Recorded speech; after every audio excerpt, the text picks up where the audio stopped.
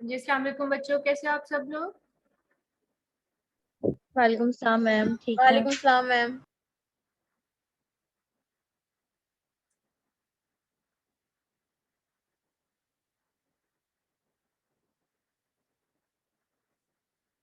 लगता है मैक्सिमम लोग मतलब आज इतने ही आने होंगे, 33 स्टूडेंट्स हैं बस। या थोड़ा सा वेट कर लिया जाए। मैम कर लेते हैं स्टार्ट, ऑलरेडी 15 मिनट्स तो गुजर गए। अच्छा, कल वाला लेक्चर पढ़ा था या अभी नहीं पढ़ा? मैम पढ़ा था। उसमें कोई क्वेश्चन है तो पूछ लो। No ma'am.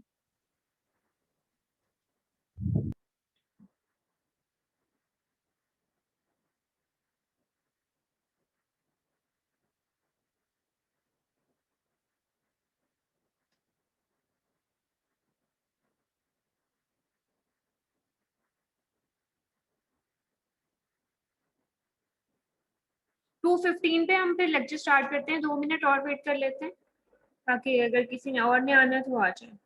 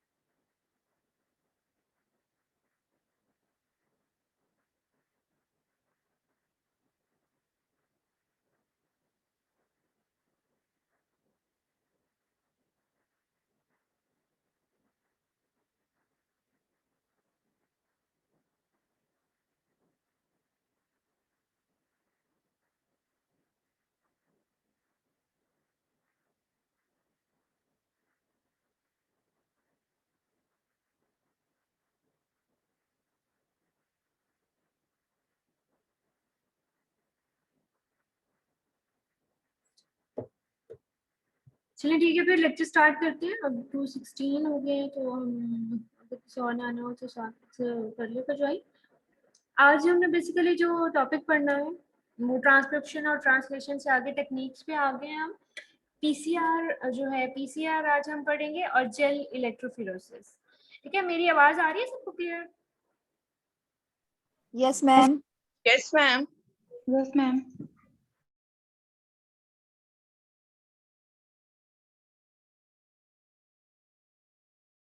ठीक है, तो आज हमारा जो टॉपिक है it's about the PCR and gel electrophoresis. PCR का पता है आपको? पीसीआर क्या होता है? Chain reaction. पॉलीमराइज चेन क्या होता है? Polymerase chain reaction. Polymerase chain reaction. और इसमें होता क्या है? डीएनए का स्मॉल पोर्शन जो है वो हम उसको डिटेक्ट करते हैं अगर कोई इसमें प्रॉब्लम्स हैं। बेसिकली इट्स अ टेक्निक जो कि हम डायग्नोस्टिक और आइडेंटिफिकेशन के लिए यूज करते हैं। ठीक है, इसमें हम किसी भी जीन या किसी भी जो है डीएनए को या आरएनए भी इसमें जो है रिवर्स ट्रांसक्रिप्शन के थ्रू जो है हम किसी भी जेनेटिक मटेरियल को जो है वो चेक कर सकते हैं और फिर उसको जो है उसकी पॉलीमराइजेशन कर सकते हैं, उसको आइडेंटिफाई कर सकते हैं। ठीक है, तो ये basically it's a technique and use for different diagnosis of different diseases. Viral diseases में स्पेशली जो है ये बहुत रोल प्ले करता है। ठीक है, आजकल जितने भी वायरल डिजीजेस हैं वो पीसीआर के थ्रू ही हम डिटेक्ट करते हैं, क्योंकि उनके लिए बाकी सारे टेस्ट जो हैं वो इतना वैलिड नहीं होते, तो हम जेनेटिक लेवल पे ही उनकी डायग्नोसिस पे आते हैं। तो जितने भी ये हेपेटाइटिस वगैरह है, आजकल कोरोना है, कोविड का जो है, इसके अलावा जितने भी और बाकी वायरसेस हैं उनको मोस्टली पीसीआर के बेस पे जो है हम डिटेक्ट करते हैं। इसके अलावा अगर हमने किसी जो है किसी भी जीन को मतलब आइडेंटिफाई करना हो कि वो हमारे में है, कोई बैक्टीरियल प्रोटीन प्रेजेंट है, तो वो इस तरह से हम इसको आइडेंटिफाई कर सकते हैं। तो जब आइडेंटिफिकेशन होगी तो मतलब वो डायग्नोसिस में हेल्प करेगा। Polymerase chain reaction basically it's a chain के मतलब इसमें जो है एक चेन से जो है वो रिएक्शन स्टार्ट होते हैं। मतलब फर्स्ट स्टेप हुआ, फिर उसको मल्टीपल टाइम उसका जो है वो टेस्ट दोबारा से होता गया। ठीक है, उसके बाद नेक्स्ट स्टेप पे चले गए, नेक्स्ट स्टेप पे जो है वो एक पूरी चेन चली रिएक्शंस की, फिर इस तरह से जो है वो कंटिन्यूस रहते हैं। और इसमें क्योंकि ये इंजाइम होता किसकी हेल्प से, पॉलीमरेज इंजाइम के थ्रू। हमने पढ़ा हुआ है ना कि मतलब जितनी भी ट्रांसक्रिप्शन जो है वो इसमें या किसी भी जेनेटिक मटेरियल को जो है बनाने के लिए में पॉलीमरेज इंजाइम जो है वो इन्वॉल्व होते हैं। तो इसलिए इसमें जो है बेसिकली इंजाइम इन्वॉल्व है, पॉलीमरेज जिसको हम कहते हैं। पीसीआर क्या है? PCR is a technique that takes specific sequence of DNA or small amount and amplify it to be used for further testing. ठीक है, एम्प्लीफिकेशन टेस्ट है बेसिकली। एम्प्लीफाई क्या होता है किसी चीज को करना? एम्प्लीफिकेशन क्या होती है? किसी चीज की क्वांटिटी को इंक्रीज करना। कि मतलब अगर कोई चीज बहुत ही कम अमाउंट में है और वो जो है डायग्नोज में हेल्प नहीं कर सकती, तो हम पीसीआर के थ्रू उसको एम्पलीफाई करते हैं, बढ़ाते हैं उसको। ठीक है, मतलब वो जेनेटिक मटेरियल एक वायरल डीएनए हमारी बॉडी में मौजूद है, लेकिन पीसीआर के बगैर वो डिटेक्ट नहीं हो पाएगा। तो पीसीआर के थ्रू हम उसको जो है एम्पलीफाई करते हैं, उसकी अमाउंट को इंक्रीज करते हैं और फिर वो इस तरह से इजीली जो है वो टेस्ट किया जा सकते हैं और इस तरह से कोई भी डिजीज जो है वो डायग्नोज की जा सकती है। It's an in vitro technique. In vitro technique क्या होती है?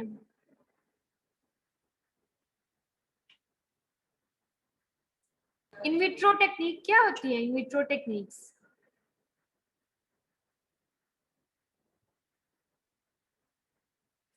हाँ जी बच्चों, इन विवो इन विट्रो का नहीं पता आपको? ये टर्म्स क्या होती हैं?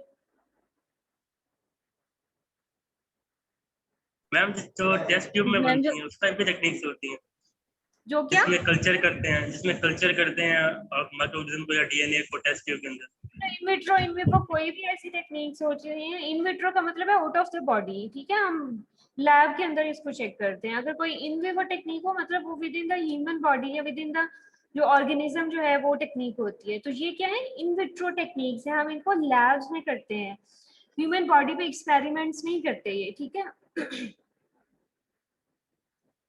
प्रिंसिपल ऑफ पीसीआर कि इसका पर्पस क्या है, कंडीशन और कंपोनेंट्स जो है वो क्या क्या रिक्वायर है। पर्पस क्या है, to amplify a lot of double-stranded DNA molecules or fragments with same size and sequence by enzymatic method and cycling condition, ठीक है। मतलब हम इस पे प्रॉपर कंडीशंस प्रोवाइड करते हैं, क्योंकि हर स्टेप पे एक प्रॉपर टेम्परेचर और प्रॉपर जो है इसके टेम्पलेट्स चाहिए होते हैं, ठीक है। उसके बाद ही हम उसको जो है एम्पलीफाई कर सकते हैं। तो इसकी प्रॉपर कंडीशंस होती हैं, उन कंडीशन को फुलफिल करेंगे तो हम जो भी फ्रैगमेंट डीएनए का फ्रैगमेंट हमने एम्पलीफाई करना है उसको सेम साइज और सीक्वेंस के साथ हम एम्पलीफाई कर सकते हैं।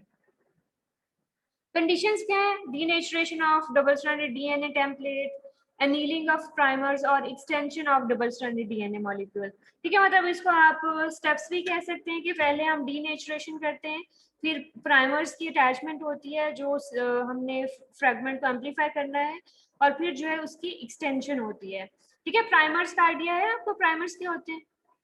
जी मैम, क्या जो होते हैं इनिशिएट करते हैं, रेप्लिकेशन को। यहाँ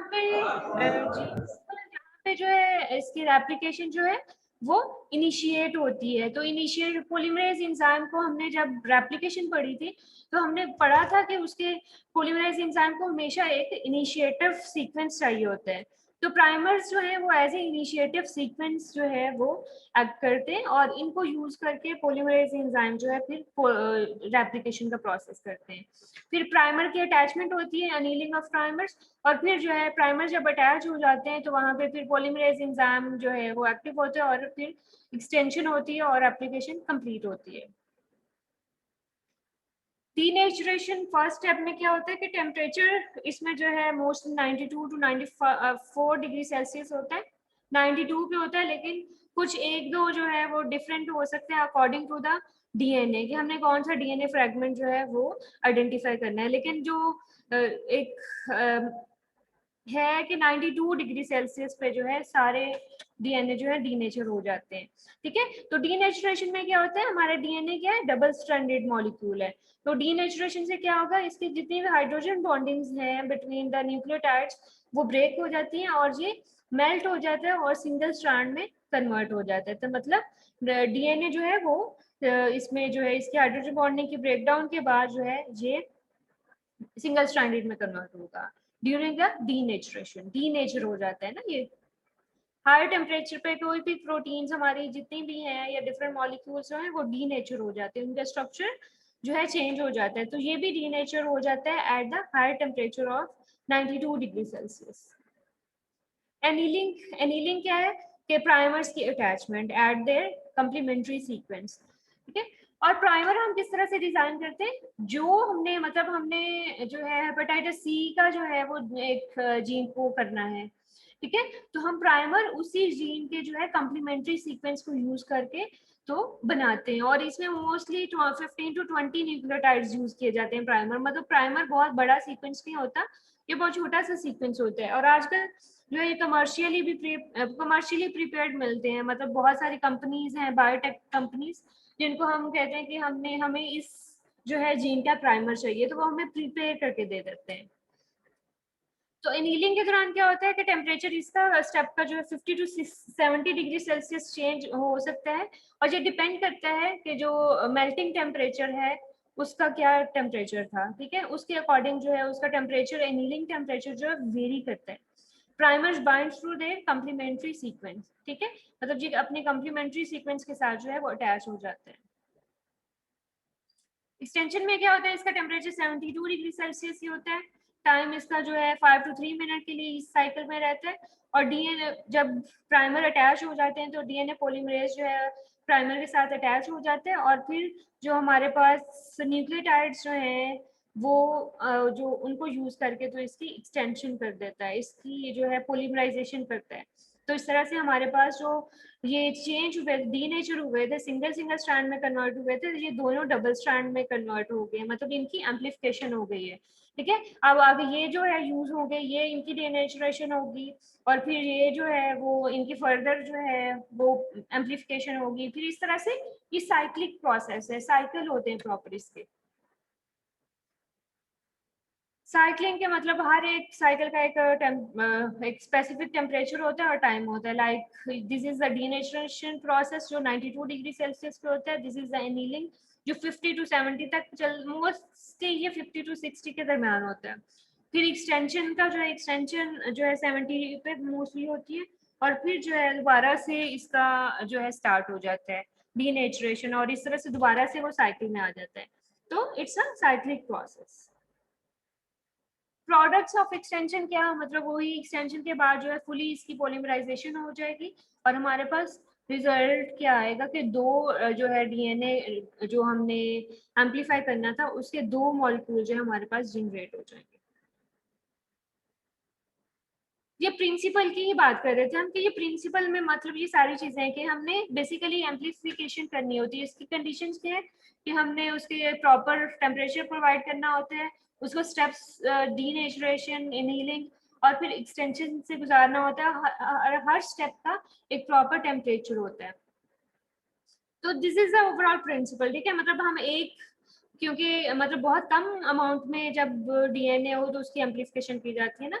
तो फॉर एग्जांपल अगर हमारे जो सीरम पूरी बॉडी में एक ही जो उसकी वायरल डीएनए की कॉपी थी, ठीक है, तो पीसीआर के थ्रू हम उसकी ऐसे एम्पलीफिकेशन कर सकते हैं। तो इस तरह से हम इसको इजीली डिटेक्ट कर सकते हैं, इजीली टेस्ट कर सकते हैं और फर्दर इस पे जो है वो टेस्टिंग की जा सकती है। So this is the PCR basically, it is the amplification process basically.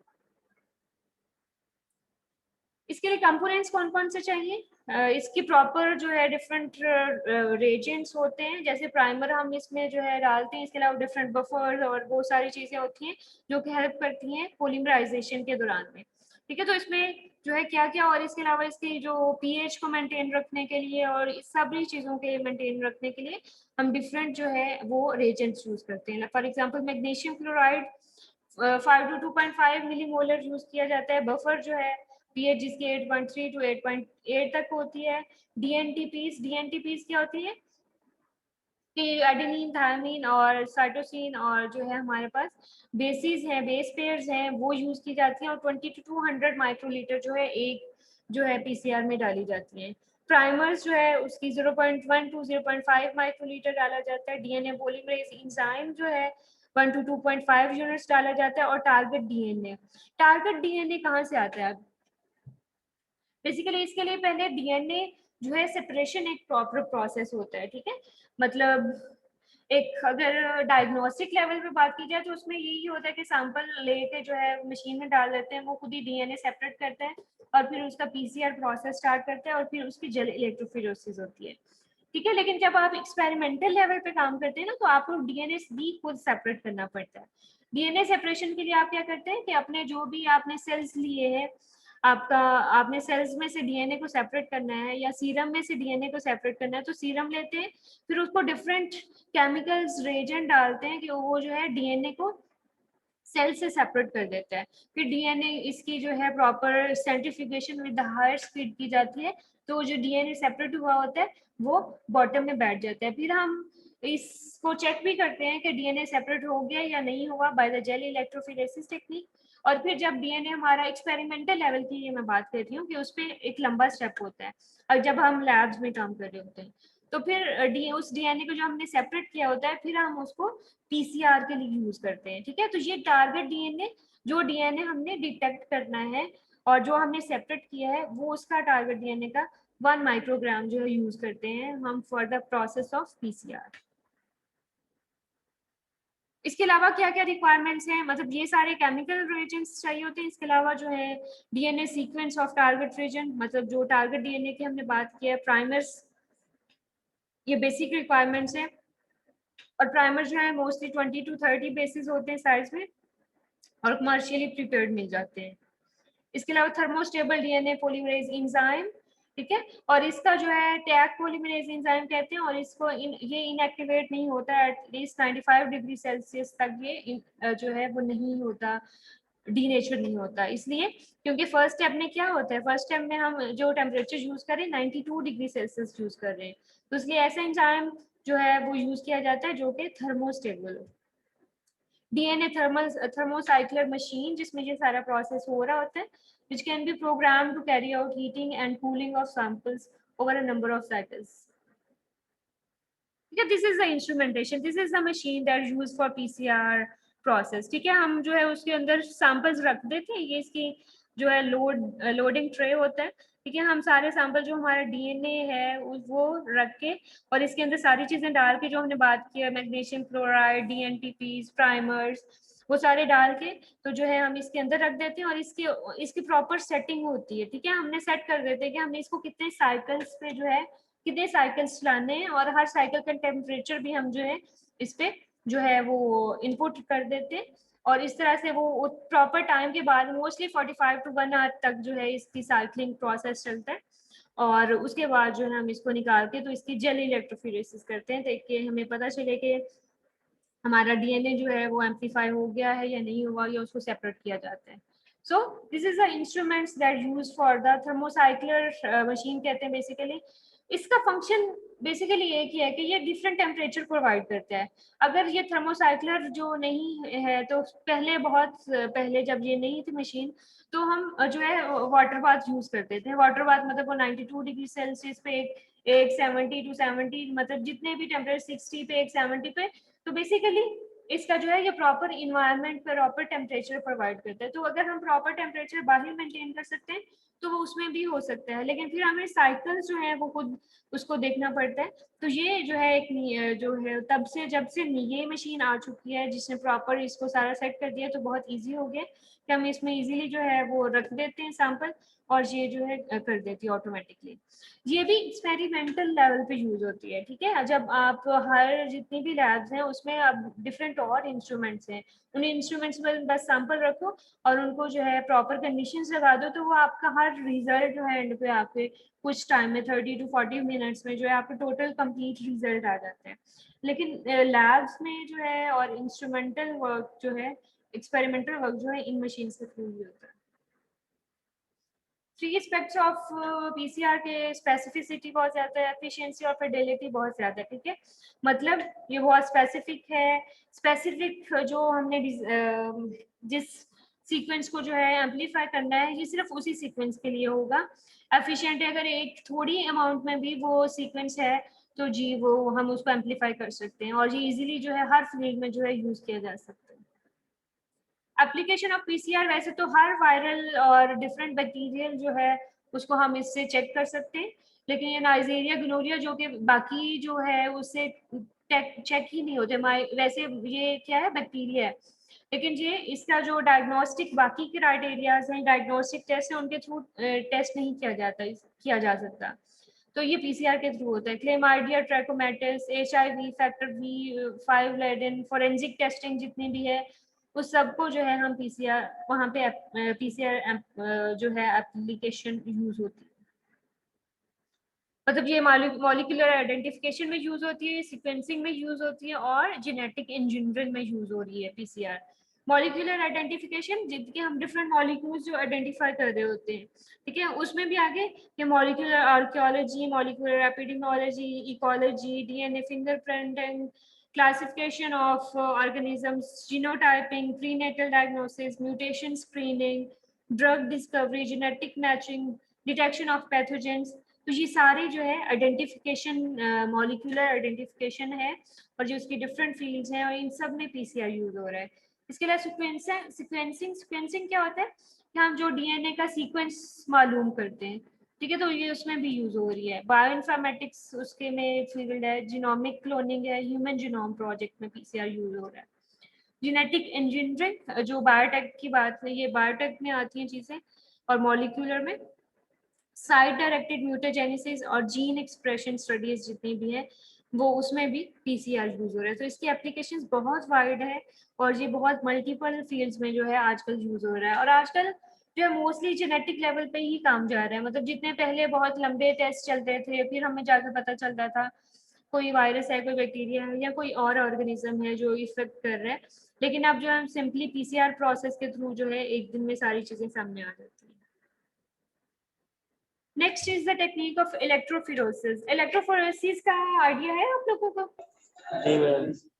DNA और आरएनए को सेपरेट करते हैं साइज के अकॉर्डिंग। आवाज ठीक नहीं आ रही किसी की भी, किसी को आइडिया है? डीएनए और आरएनए को सेपरेट करते हैं उनके साइज के अकॉर्डिंग। हाँ जी बिल्कुल, हम डिफरेंट मॉलिक्यूल्स को जो है इलेक्ट्रिक चार्ज प्रोवाइड करके तो उनके साइज की बेस पे, साइज और चार्ज की बेस पे हम उनको सेपरेट करते हैं, ठीक है। तो इसको इलेक्ट्रोफोरेसिस कहते हैं। इलेक्ट्रो मतलब इलेक्ट्रिक चार्ज और फोरेसिस मतलब उसकी सेपरेशन, ठीक है। तो बेसिकली इसमें हम डिफरेंट केमिकल्स मॉलिक्यूल्स को उनके charge to base ratio, size ratio की बेस पे जो है वो सेपरेट करते हैं by applying electric charge. Gel electrophoresis is a widely, electrophoresis बात की जाए या जेली इलेक्ट्रोफोरेसिस या agarose gel electrophoresis is the same thing, ठीक है। एगरोस जेल मोस्टली इलेक्ट्रोफोरेसिस के लिए यूज की जाती है, इसलिए इसका नेम ही एगरोस जेल इलेक्ट्रोफोरेसिस रख दिया गया। Jelly electrophoresis is widely used technique for the analysis of nucleic acids and proteins, ठीक है। अब देखो हमने जो है हमने डीएनए सेपरेशन कर ली है, ठीक है। हमें लगता है कि सैंपल में किसी में जो है किसी वायरल या कोई और जो भी जीन हमने डिटेक्ट करनी है उसको हमने सेपरेट कर लिया है। तो अब हमें पता कैसे चलेगा कि जी इसमें जो है डीएनए या कोई जीन जो है वो सेपरेट हमने कर ली है या नहीं की, मतलब तो उसके लिए फिर हम इलेक्ट्रोफोरेसिस टेक्निक यूज करते हैं। इलेक्ट्रोफोरेसिस में हम जो है जो सैंपल हमने कहते हैं कि हमने इसमें डीएनए सेपरेट कर लिया हुआ है तो उसको हम एक जेल के ऊपर जो है वो रन करते हैं, इलेक्ट्रिक चार्ज प्रोवाइड करते हैं। और अगर तो वो जीन प्रॉपर सीक्वेंस उसका होता है, प्रॉपर के वो कितने सीक्वेंस या बेस पेयर्स की होती है, उसके साथ एक लैडर प्रोवाइड किया जाता है। लैडर क्या होता है, एक स्टैंडर्ड होता है, ठीक है। कि स्टैंडर्ड में इस साइज पे की जीन होगी तो वो इस लेवल पे आके रुक जाएगी। लैडर में ये चीजें होती हैं कि मतलब 500 बेस पेयर किया है तो वो इस जगह पे रुकेगी, 200 बेस पेयर किया है या इससे ज्यादा बेस पेयर किया है तो वो इस जगह पे आकर रुकेगी, तो उसको लैडर कहा जाता है, ठीक है। तो उसके साथ जो है हमने जो डीएनए सैंपल्स हमने सेपरेट किए होते हैं वो हम लोड कर देते हैं, फिर उसको प्रॉपर उसका टेम्परेचर होता है और इलेक्ट्रिक चार्ज प्रोवाइड कर देते हैं। तो उस इलेक्ट्रिक चार्ज जब अप्लाई किया जाता है तो अगर डीएनए सेपरेट है, वो जीन प्रॉपरली सेपरेटेड है तो वो मूव करेगी अपनी चार्ज और साइज की बेस पे, और जो लैडर की वो बेस पेयर होगा उस बेस पेयर पे जाके रुक जाएगी। तो इस तरह से हमें उस जीन का साइज पता चल सकता है। इस तरह से हम डिफरेंट प्रोटीन्स को सेपरेट करते हैं, ठीक है। अगर डिफरेंट प्रोटीन हमारी बॉडी में होती है ना, लाइक जो है बहुत सारी प्रोटीन जो है उनकी डिफरेंट, हीमोग्लोबिन की बात की जाए, अल्फा हीमोग्लोबिन है, बीटा हीमोग्लोबिन है, गामा हीमोग्लोबिन है। तो अगर हम उनको सेपरेट करेंगे तो हम उन प्रोटीन्स को जो है वो जेली इलेक्ट्रोफोरेसिस पे रन करेंगे और हर प्रोटीन जो है अपने साइज के अकॉर्डिंग सेपरेट हो जाएगी। तो इस तरह से हमें हीमोग्लोबिन की डिफरेंट टाइप्स को हम सेपरेट कर सकते हैं। तो ये बेसिकली प्रोटीन्स और न्यूक्लिक एसिड्स डीएनए या आरएनए है उनको सेपरेट करने के लिए, उनके एनालिसिस करने के लिए ये टेक्निक यूज होती है। Agarose jelly electrophoresis is routinely used for preparation and analysis of DNA. Jelly electrophoresis is a procedure that separates molecule on the basis of their rate of movement through a gel under the influence of an electric field. We will be using agarose jelly electrophoresis to determine the presence and size of PCR products. इसका principal क्या है कि DNA जो है negatively charge होता है, ठीक है। तो when placed in an electric field DNA will migrate toward the positive pole, ठीक है। तो पॉजिटिव पोल की तरफ मूव करेगा इलेक्ट्रिक चार्ज की बेस पे। An agarose gel is used to slow the movement of DNA and separate by size. तो जैसे मतलब साइज, अगर किसी जीन का साइज या डीएनए का साइज ज्यादा है तो उसकी मूवमेंट उतनी कम होगी, और जिसका साइज जो है कम है तो उतना ही ज्यादा मूव करेगा। तो इस तरह से हम उनको उनके साइज की बेस पे जो है वो सेपरेट कर सकते हैं।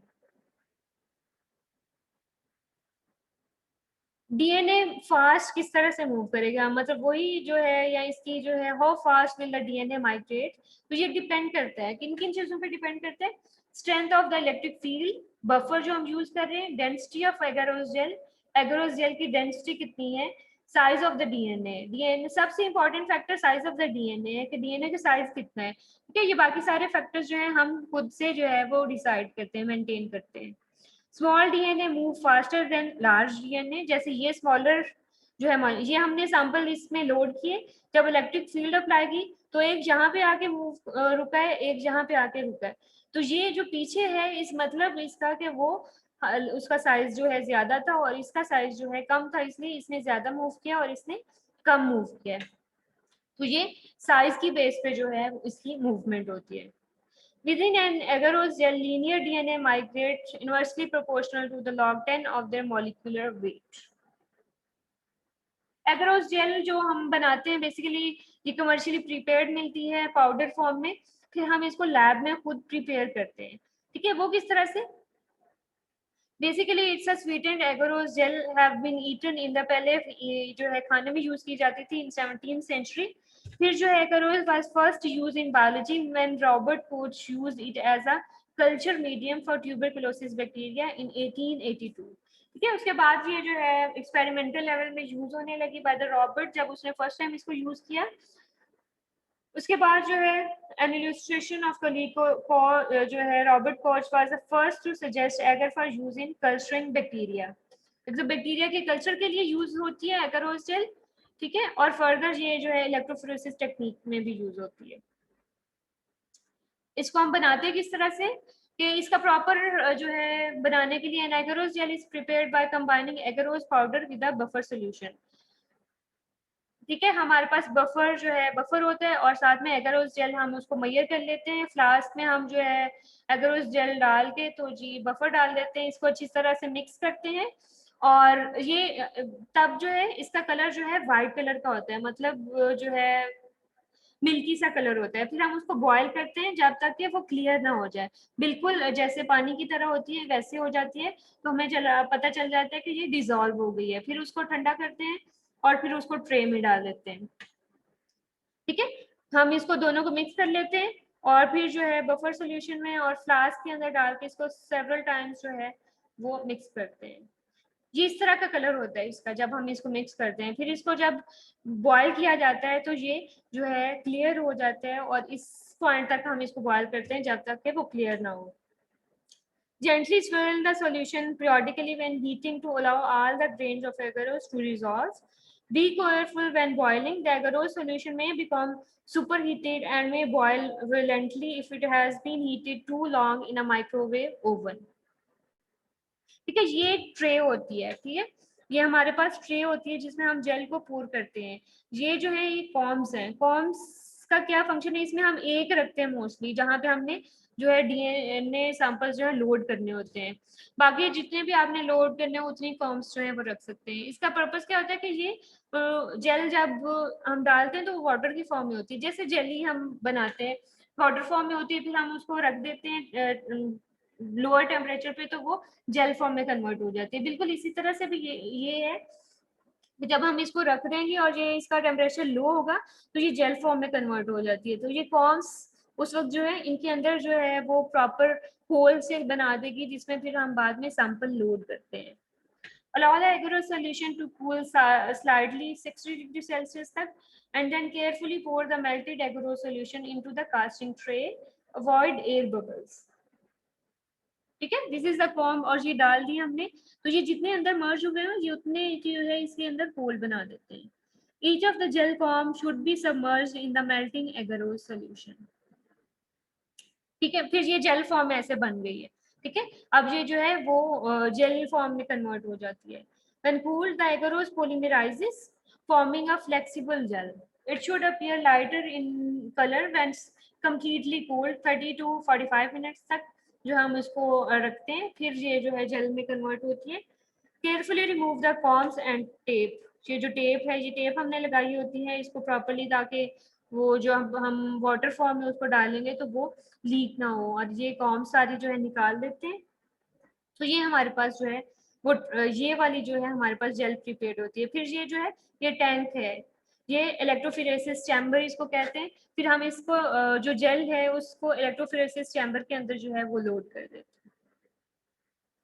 इसके अलावा इक्विपमेंट्स क्या चाहिए होते हैं हमारे पास, पावर सप्लाई, जेल टैंक जिसमें हम जेल टैंक रखते हैं, कास्टिंग ट्रे जिसमें हमने जो है जेल जो है वो बनाई है। ठीक है, इसका लैडर कवर जो है, और इसके अलावा कॉम्स जो हमने यूज किए हैं फॉर जेल बनाते हुए। तो ये सारा इक्विपमेंट है जो कि इलेक्ट्रोफोरेसिस में यूज होता है।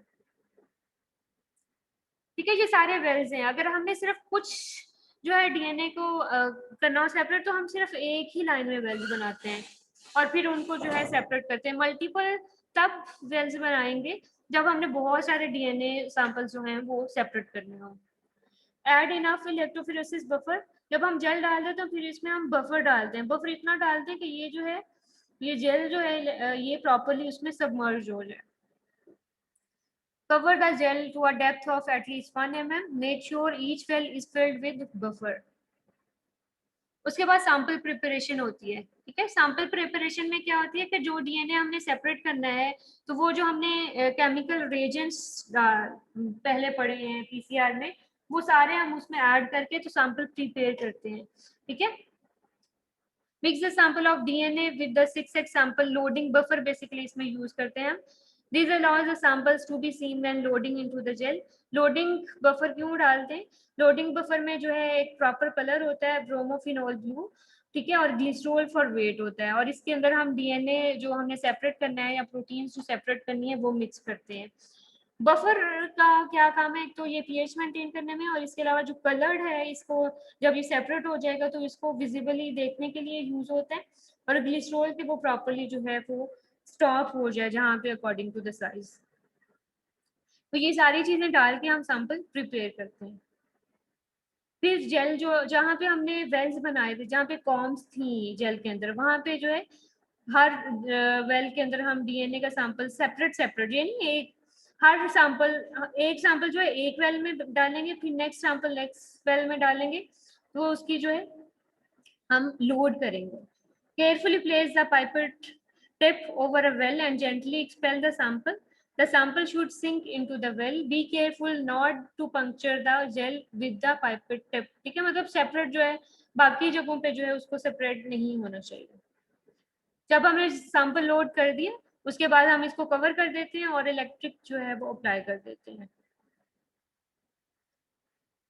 तो जब प्रॉपर टाइम होगा तो जी ये सेपरेट हो जाएंगे। ठीक है, मूव करेंगे ये वेल से, और ये इसकी मूवमेंट है डिफरेंट आगे को। ठीक है, after the current is applied make sure the gel is running in the correct direction. ठीक है, कुछ देर में हम नोट कर लेते हैं कि ये सही जो है डायरेक्शन में मूव कर रही है ना, कि मतलब जो वेल से उससे ऑपोजिट ही मूव कर रहे हैं ना। अगर नहीं तो मतलब हो सकता है हमने गलत साइड पे जो है वो इलेक्ट्रिक सप्लाई की अप्लाई किया हो, या कुछ इस तरह का प्रॉब्लम हो सकता है। तो ये जो है ये लैडर है बेसिकली। ठीक है, जो मैंने बात की थी कि हम लैडर अप्लाई जो है वो यूज करते हैं, और लैडर में जो है वो हमें डिफरेंट हमने नोन जो है वो बेस पेयर्स का डीएनए जो है उसमें एम्बेडेड होते हैं। तो जब यहाँ से डीएनए जो है वो सेपरेट होंगे तो वो किसी एक पोजीशन पे जो है रुकते हैं। तो इस तरह से हमें उनका साइज जो है वो पता चल जाता है कि अगर वो इधर आके रुका है तो मतलब उसमें 850 बेस पेयर्स हैं, 650 बेस पेयर्स हो सकते हैं, अगर इधर है तो 5000 बेस पेयर्स हैं। Inclusion of a DNA ladder on the gel makes it easy to determine the sizes of unknown DNAs. ठीक है, जब हमें unknown DNAs हो, जब हमें उनका साइज ना पता हो, तो तब हम लैडर अप्लाई करते हैं ताकि हम इजीली उसको डिटेक्ट कर सकें। As an alternative to purchasing costly DNA ladders, one can be created using mealworm। मतलब वो जो है, लेकिन यूजुअली जो है लैडर ही यूज किया जाता है ताकि हम इजीली उसको जो है डिटेक्ट कर सकें। ठीक है, जब ये हो जाता है तो स्टेन किया जाता है इसको प्रॉपर्ली। जब हमने सेपरेट कर लिया, ठीक है जेल इलेक्ट्रोफोरेसिस में, तो फिर उस जेल को निकाल के स्टेन किया जाता है ताकि हम अल्ट्रावायलेट लाइट में जो है प्रॉपर्ली उसको चेक कर सकें कि वो कहाँ पे जो है मूव किया है। Ethidium bromide binds to DNA and fluorescence under ultraviolet light, allowing the visualization of DNA on a gel. Ethidium bromide can be added to the gel running buffer before the gel is run, or the gel can be stained after it has run.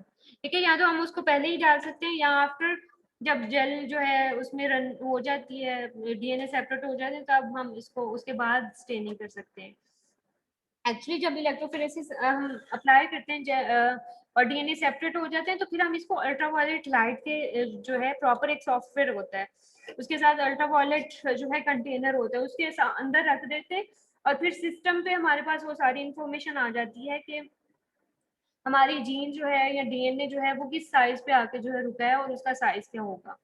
तो इस process के लिए कि ultraviolet light में जो easily detect हो सके उसके लिए हम स्टेनिंग यूज करते हैं एथिडियम ब्रोमाइड। ठीक है, ये अल्ट्रावायलेट लाइट में जो है अल्ट्रावायलेट सोर्स के साथ जब हम देखेंगे तो फिर हमें जो है उसकी पोजीशन जो है इजीली नजर आएगी। ये अब साइज जो है वो डिटेक्ट हुआ है। ठीक है, ये डीएनए लैडर है। यहाँ पे हमने वेल्स, ये वेल्स थे। ठीक है, यहाँ पे हमने सैंपल डाले, ये दोनों लैडर्स शो कर रहे हैं। यहाँ पे जो है ये रन करके पीसीआर प्रोडक्ट जहाँ पे आया, एक यहाँ पे आया, एक इससे थोड़ा पीछे है और इसी लेवल पे, मतलब 500 बेस पेयर के साइज पे जो है वो हमारे पास आया है। तो इस तरह से हम अननोन डीएनए जो है उनका साइज जो है पता कर सकते हैं इस प्रोसेस के थ्रू। तो ये चीजें थी, आज हमने पीसीआर और इलेक्ट्रोफोरेसिस के बारे में पढ़ा है। तो आप लोगों का कोई भी क्वेश्चन है तो आप लोग पूछ सकते हैं। ये समझ आया है या समझ नहीं आया, because it's basically new thing for all of you. Ma'am आ गई है समझ। जी, समझ आ गया? यस मैम आ गया समझ। ठीक है, इसको दोबारा से अच्छे से पढ़ लेना। अगर कोई भी प्रॉब्लम हो तो आप लोग दोबारा मेरे से जो है, आप फ्राइडे को हमारा लेक्चर होगा इंशाल्लाह, तो फ्राइडे को आप लोग मेरे से फर्दर इसमें पूछ सकते हो। ठीक है, ओके मैम। किसी का कोई क्वेश्चन है वैसे तो पूछ लो अभी।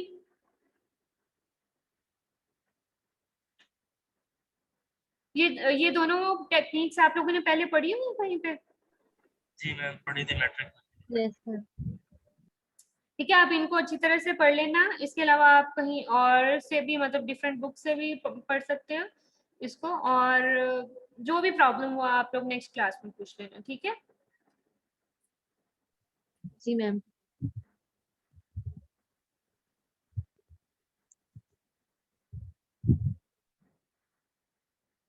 हाँ जी, कोई क्वेश्चन नहीं है फिर लीव कर दूं नो क्लास? मैम। और मैम इस क्लास की रिकॉर्डिंग हमें एलएमएस से मिली? हाँ जी, एलएमएस पे अपलोड करूंगी मैं इस क्लास की रिकॉर्डिंग। और मैम ये लेक्चर 9 था कि 10? 10 था, 10 था ना? तो मैं, यस मैम, ऊपर इसके 10 लिखा हुआ था। लास्ट टाइम तो हमने 8 पढ़ा था। वो उसमें फिर वो हो गया होगा, 9 ही लेक्चर होगा वो, एक्चुअली ड्यूरिंग द उसमें हो गए। ओके मैम ठीक है।